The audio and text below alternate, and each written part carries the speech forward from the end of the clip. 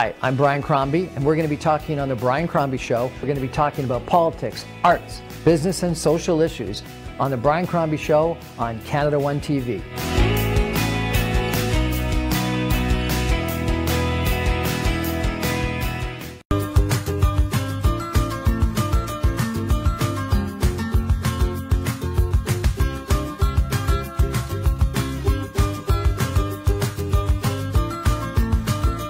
Good evening, everyone, and welcome to The Brian Crombie Show on Canada One TV. I want to introduce you to an unbelievably impressive young entrepreneur. Lavender Morantz is her name, and she is a lifestyle, fitness, health coach. She's an author of a children's book that she's going to tell us about, and she has a really interesting point of view both on mind, body, and soul for kids, which is the subject of her kids' book, as well as for people, and an interesting look on a I don't know, a potentially controversial topic. So we're going to talk about a whole bunch of interesting things tonight. Lavender, welcome to the show. How are you? Thanks, Brian. I'm good. It's good to see you. Great to see you. So tell me, first of all, about this coaching and mentor business that you do with business entrepreneurs, and what it is that you try to do with people. Yeah, thank you. I've been in the entrepreneur space for a little over 15 years now. Transitioned out of corporate fashion. Was not for me as a career. As a hobby, fashion, no problem. But career, no. So I switched into design first, and I've used my experience over the last 15 years to help other entrepreneurs grow businesses and troubleshoot problems, and yeah. And if people want to check you out, is there a website they go to check out your coaching? Yeah, lavendermorantz.com. Lavendermorantz.com. And when you do that, what do you do? Like, are you doing strategy plans for people, or promotional plans for people, or marketing plans for people, or what? It's pretty customized. It's really teaching people how to move their business online, and then how to really do more like networking with the business and like grow an online empire in multiple countries versus just like working for an hourly wage. So growing a business to be more like a Shopify, for example, really? or an Amazon, Yep. but in a smaller scale. Okay. Yeah. And then you got involved in mind, body, soul in a lot of different ways, both through, I guess, coaching and through your own health and fitness. And now you've written some books. Tell me about that transition to mind, body, soul, and what is the mind, body, soul connection? Yeah. So, I mean, it really started out of personal interest. For me, with my health and my health journey, and then being pregnant with kids and wanting to make sure their health journey was great, and just realizing over the years the correlation between our physical body and our psychic body and our emotional body. Our psychic body and our emotional body. Yeah. What's a psychic body? So it's all the bodies that create the physical body that you can't see, that inform the physical body, and it includes trauma, injury, pain, that includes emotional pain, and they manifest in the physical body. So what you see physical is a conglomeration of all the bodies that you can't see. And what I want to simplify it down to, especially for children, because I feel like when we're connected to our higher selves and to like the truth of who we are, we're able to function in a more confident and productive way in humanity and contribute it in a bigger way as well. So if we start that from a really young age, so paying attention to, yes, our body and our thoughts and what make up our thoughts and our experience of the world, but then also our soul, like what brings you the greatest joy, what makes you feel like you contribute to society, you know, how do relationships impact you? So I simplified it for kids, and I mean, it's been in the works for a long time coming because of my kids too, right? Yeah. And so you've got two children? Two children, girls, 11 and 6. Oh, really? Okay, great. Yeah. So that's obviously been a great experience for you. You've learned it's been a roller coaster, yes. So this is interesting, mind, body, soul, and you think that the psychic body has a lot of an impact, and you say that people got to figure out what their personal objective, purpose, life is. How do you determine that? Yeah, I mean, I think it's staying connected to who we truly are, like I said, and I feel like as adults... How do you do that? How do you stay connected? Like, I hear what you're saying. Yeah. But they sound honestly a little bit buzzy. A little woo-woo, a little fluffy. A little fluffy. And so how do you do it? How do you stay connected with who you are? Yeah, so I think... I hear this thing about your authentic self. Yeah. Like, who do you know who your authentic self is? Well, I think it comes... So a few things. One is, I think that as adults, we can trace back to a time, an event, a place in our history where we may have lost connection to our truest self, or like our joy, for example. Right. And where we've cut ourselves off from that and operated from who we think we should be, or who society wants us to be, or whatever.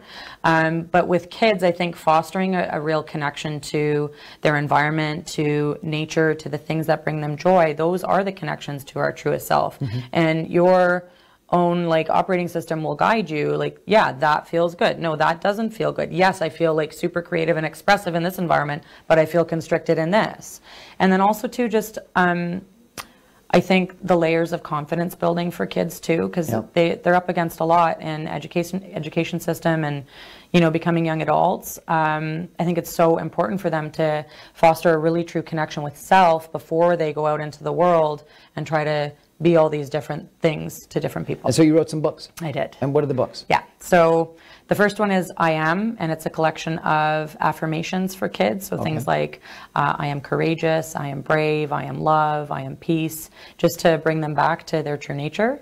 And to develop a sense of confidence in who they are and their gifts that they can offer the world. The second one is Today I Ate the Rainbow. Today I ate the rainbow. Yeah, so this is body. So this is consuming an array of colors of fruits and vegetables to help them get the nutrients that their bodies need as they grow. And it makes it kind of fun what a too. Great analogy. So they can pick pick the different colors throughout the day. And then the third one is How Are You Feeling Today, My Love? And it's just a check-in for parents and kids to be able to actually talk about bigger feelings and things going on that sometimes aren't always made to feel welcome or, you know. Fantastic. And these books are being published in September. Yeah, they will arrive. They're in production right now. So they'll be here for September. I'm very excited. Excellent. And how are people going to be able to buy them if they're interested? Yeah, so that'll be through my website again, lavendermorantz.com. Yeah. That might evolve more over time, but yeah, so that's where it's going to start. Well, that's pretty exciting. Yeah. And what motivated you to write these children's books? Just that you were doing the Mind, Body, Soul for you and for everyone else? You just figured you might as well do it for kids? Yeah, it felt so aligned. And to be honest, Brian, there's nothing in the children's space that addresses the stuff that adults are doing in terms of, you know, personal development and alignment and stuff like that. So I saw, first of all, a gap for our littles to be able to teach them something that's been so valuable. Our littles? Our littles, our children, you know? Our littles. I haven't heard that. Our littles, okay. The minis, the babelets. So it gives them an opportunity to have that foundation instead of fumbling for like 40, 50, 60 years of their life and then finding that, it gives them that foundation to actually build a life on, which I think will help them, you know, avoid some stumbling blocks that we as adults, I'm sure, have hit. Fantastic. Well, congratulations. Thank you. And one of the other topics that you have been very vocal about is something to do with disease or injury from implants. Yeah. Yeah, breast implant illness. Breast implant illness. Well, we're going to take a break for some messages, and when we come back, I want to ask you about this because it's something I've never heard about before. Yeah. So stay with us. We're going to come back with Lavender Morantz, who's written a series of 3 books for kids about mind, body, soul that's available on her website. She does coaching for business entrepreneurs. She does coaching for mind, body, soul for everybody, and she's been very outspoken and an advocate for implant injury. We're going to take a break. When I come back, we're going to ask her about what it is and what it causes and what do you do about it. Stay with us, everybody.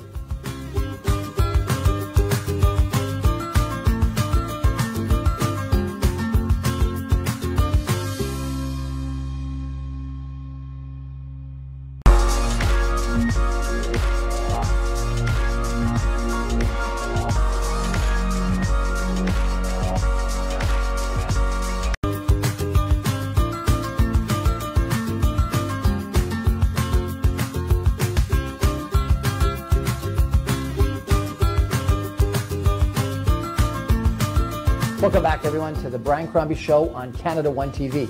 I wanted to introduce you to Lavender Morantz, who we've been chatting with this evening. She's really quite a fascinating entrepreneur, successful author. She's published 3 books that are going to be out on your shelves in 3 weeks. They're about mind, body, soul for kids. And remind me the names. The first one is... Yep, I Am. I Am. The second one is I Ate the Rainbow. Today I Ate the Rainbow. Today I Ate the Rainbow. And the third one is... How Are You Feeling Today, How Are You My Feeling? Love? And it's all about the mind, body, soul connection for kids. Yeah. And that's great. And you're also coaching people on mind, body, soul, so health and fitness and lifestyle and things like that. And then you are an entrepreneur and you coach people from a business standpoint, particularly, as you said, to get on digital, social media, etc. LavenderMorantz.com is the website? Yep. And how do you spell it? Lavender like the color, Lavender, and my last name Morantz, MORANTZ.com. And then I wanted to ask you about this breast implant illness, because you've been a very outspoken advocate about the illness and about, I guess, breast reduction or implant removal. And, you know, frankly, until you started speaking about it, I'd never heard about it. Because breast implants are things that sometimes people don't really talk about all that much. Tell me, you know, how you came across this and what are the symptoms of breast implant illness, and does everyone get it that gets implants, and what do you do about it? Yeah, I actually really appreciate that you want to bring a topic like this to light, specifically because it can be like a little bit of an awkward conversation, a little taboo. And to be honest, when I first went through it, it was, first of all, so debilitating. But second of all, hard to talk about it just because it is a very personal issue.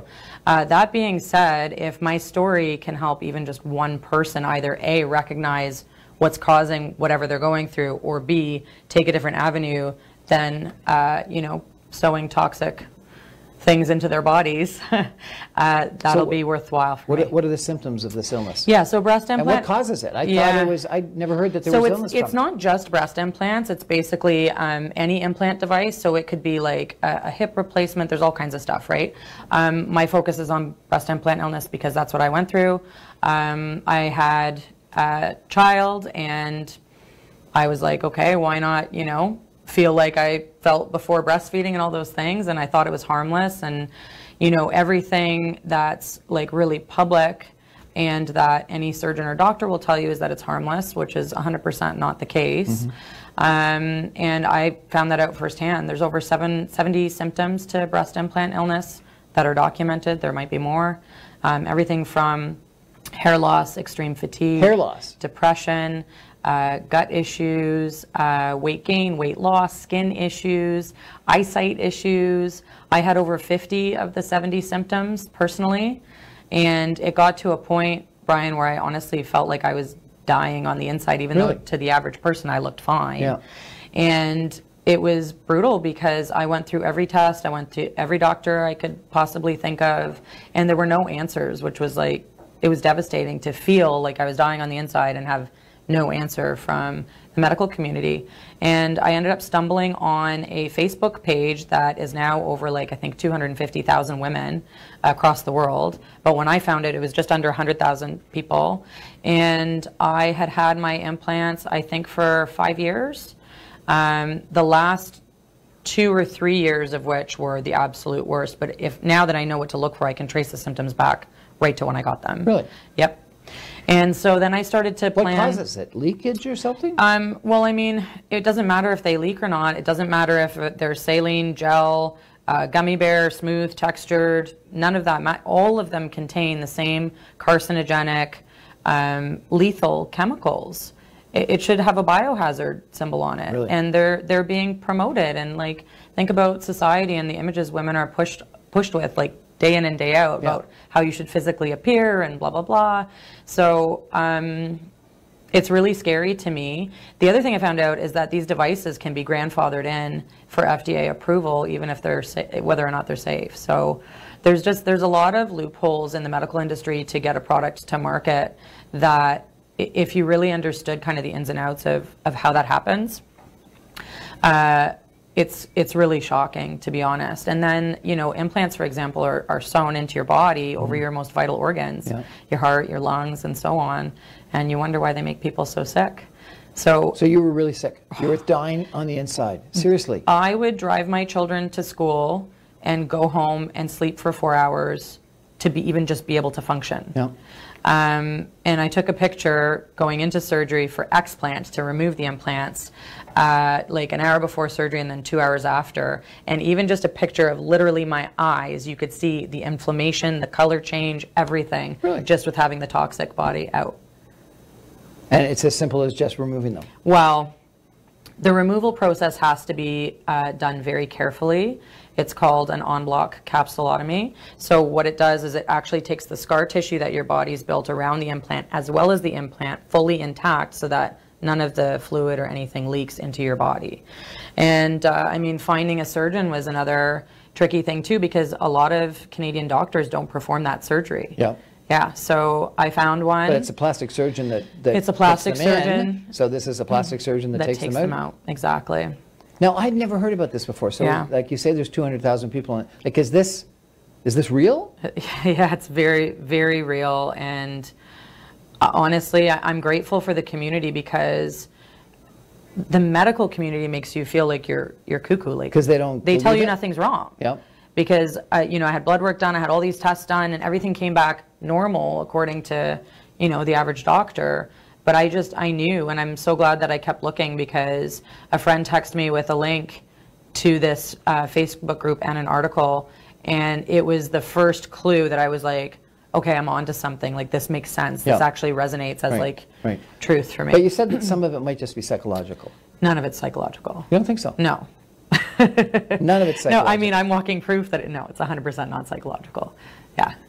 It's very much a physical issue that's being ignored because it's a huge industry. It's a huge industry, and I guess the plastic surgeons have no incentive to... Well, even the implant manufacturers. But if it's actually actually causing 7 different things, 70 different things, sometimes, yeah.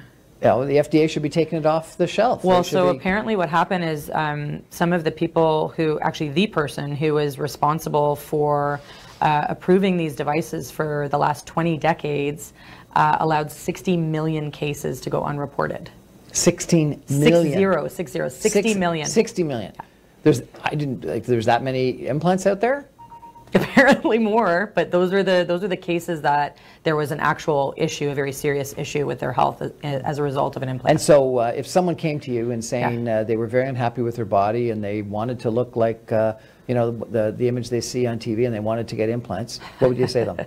I would say run for your life. Really? Literally for your life. Well, that would be the first thing, is like, okay, what is it that's actually making you want to change your body? Because I think that is the root issue above any plastic surgery or any augmentation whatsoever, even makeup or filler or contouring, like whatever it is. It's like, why do you feel like you're not good enough as you are? So I feel like there's a lot of inner work to catch up to speed. And then number 2 is, do you really understand what you're doing? And I mean, it's not up to me to influence somebody in one direction or another.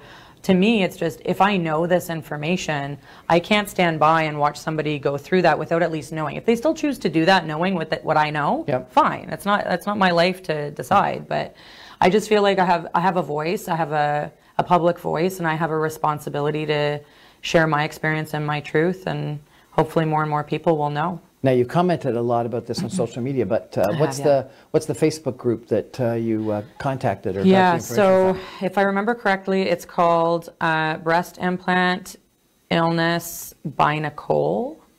If I'm not messing up the title. But just your own social media. It's a private group. Your own social media would be a place to get some of the information. Oh, absolutely. And I actually have a few blog posts on my website on the lavendermorantz.com page that detail my journey and the symptoms. And so if you or somebody you know basically has something to be concerned about, that's a good place to start, because I detailed that like right from the start. What is the motivation? Is it because people want to feel good, or they want to look like they see on TV, or do they have boyfriends or husbands that are, you know, forcing them into it or suggesting them into it? What do you think is the... I think the reasons are as diverse as the people considering it or not considering it. It's every person has their own story that led them to think that they needed to look a certain way or be different than who they are, and it's very, very diverse.